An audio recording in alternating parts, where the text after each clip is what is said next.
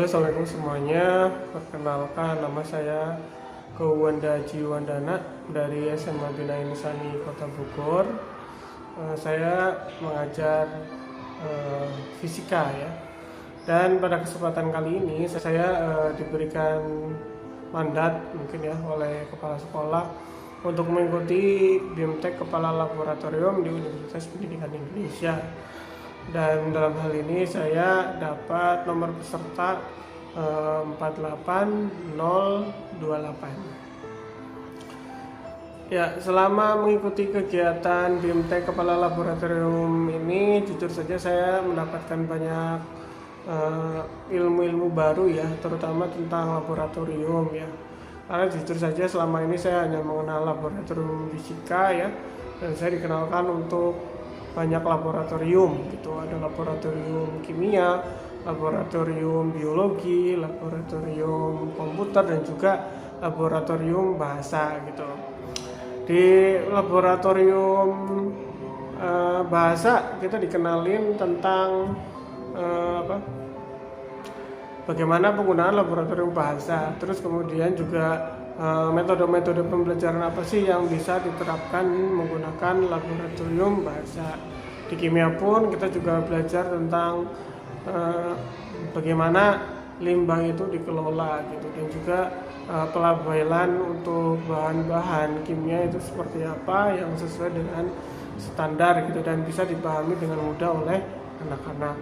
Di laboratorium biologi kita juga banyak belajar tentang SOP, tentang aturan lab gitu ya. Itu yang sudah kami pelajari.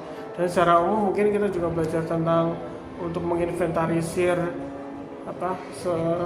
alat-alat laboratorium dan bahan-bahan laboratorium.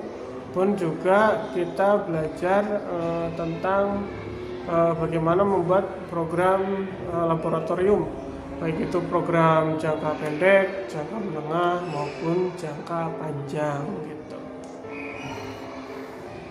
Mungkin nanti akan banyak lagi sih materi-materi lain yang akan kita dapat, karena kita baru 6 hari ya, itu ya 6 kali 3 berarti baru 18 sesi ya paling.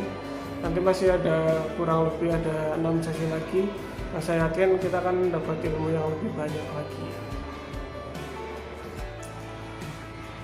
Ya, baik, selanjutnya karena saya adalah guru fisika, maka di sini saya akan sedikit membahas topik tentang fisika gitu. Yang akan saya bahas di sini adalah tentang hukum Bernoulli gitu ya. Mungkin teman-teman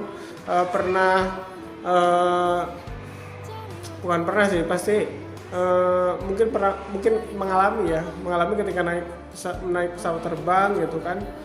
Kenapa sih pesawat itu bisa terangkat gitu ya, bisa naik gitu ya kan. Pesawat itu dorong pakai mesin ya, kemudian dengan sedikit modifikasi di sayapnya ya, ada yang bergerak di sayapnya, kemudian dia lama-kelamaan terbang gitu.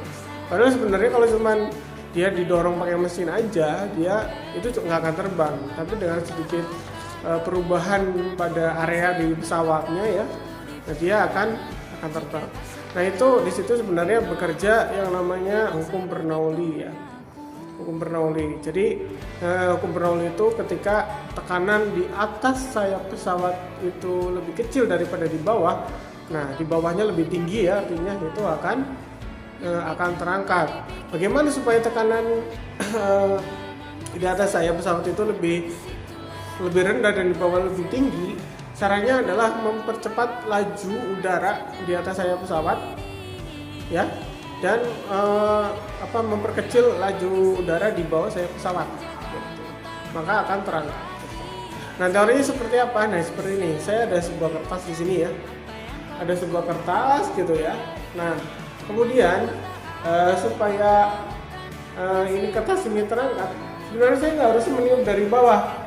Memang di bawah pasti terangkat juga sih karena ini ringan. Tapi kalau untuk ukuran pesawat itu nggak akan kuat.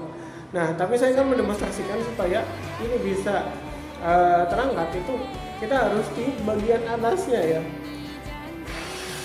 Nah, kita tiup bagian atasnya, justru dia malah terangkat. Coba lihat.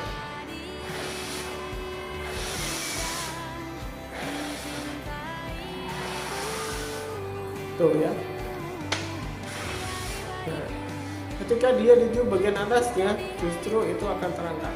Nah kenapa? Karena ketika kita tiup bagian atasnya maka tekanan udara di atas itu akan kecil, sedangkan tekanan di bawah ke atas ini dia akan menjadi lebih besar. Itu sebenarnya yang membuat dia itu terangkat. Nah begitulah hukum Bernoulli bekerja. Jadi semakin besar tekanan semakin besar kecepatan udara maka tekanan akan semakin kecil ya. Dan sebaliknya semakin kecil kecepatan udaranya ya maka tekanannya akan semakin tinggi sehingga itu bisa terangkat seperti ini ya. Terima kasih, semoga bermanfaat. Assalamualaikum warahmatullahi wabarakatuh.